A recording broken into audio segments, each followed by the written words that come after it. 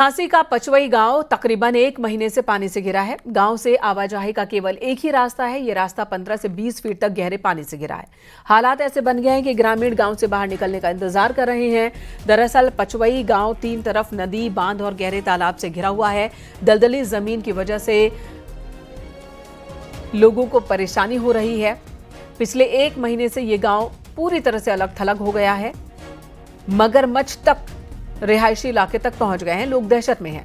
गांव के लोगों का आरोप है कि प्रशासन की ओर से कोई मदद इन तक नहीं पहुंचाई जा रही। महिलाओं, बीमार बच्चों को कंधे पर लेकर इन्हें निकलना पड़ रहा है। लोग जान जोखिम में डालकर एक दूसरे को बचा रहे हैं। उधर जिला प्रशासन की ओर से पानी की निकासी होने का दावा किया जा रहा है। न्यूज 18 की टीम भी कई फीट गहरे पानी के बीच होकर ग्राउंड जीरो पर पहुंची और गाँव वालों की सुन ली।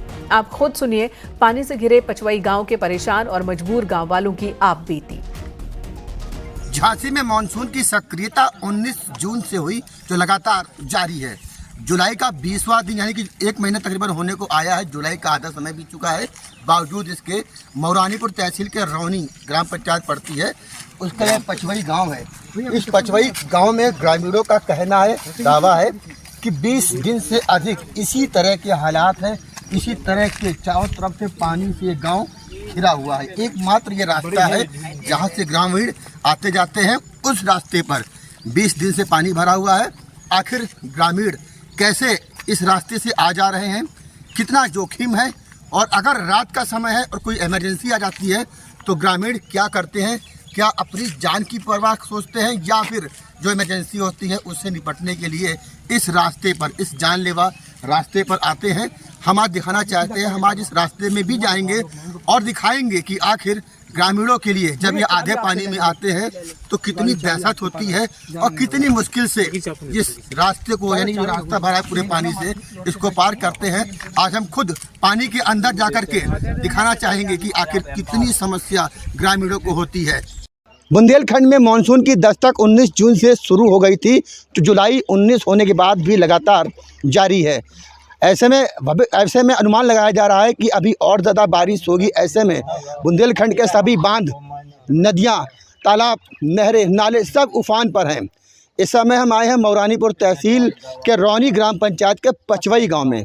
पचवई गांव को इस समय हम इसलिए कह सकते हैं कि पिछले 1 महीने से पचवई गांव प्राचीन हो गया है, क्योंकि इसका संपर्क, मुख्यालय से संपर्क पूरी तरह से टूट चुका है।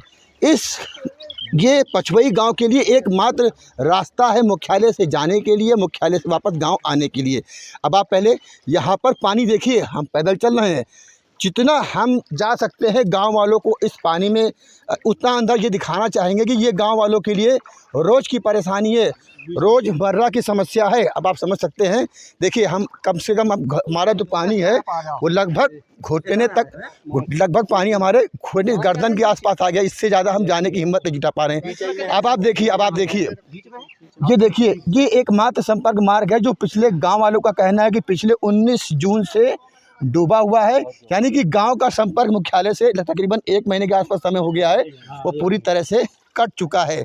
अब आप समझ सकते हैं कि गर्दन भर पानी में हम इस समय इसलिए मौजूद हैं कि हम दिखाना चाहते हैं कि देखिए किस तरह से गांव वाले पिछले 1 महीने से जान जोखिम में डालकर, अगर किसी को काम पड़ता है मुख्यालय या कहीं और जाना पड़ता है तो केवल एक ही मात्र रास्ता है, कभी इस टायर ट्यूब से या फिर कभी इसी हालात से, इसी तरह से चल के जाते हैं।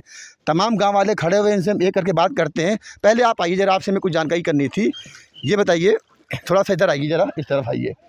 ये बताइए कौन सा गांव है और इस ऐसे हालात में कैसे आप लोग रह रहे हैं?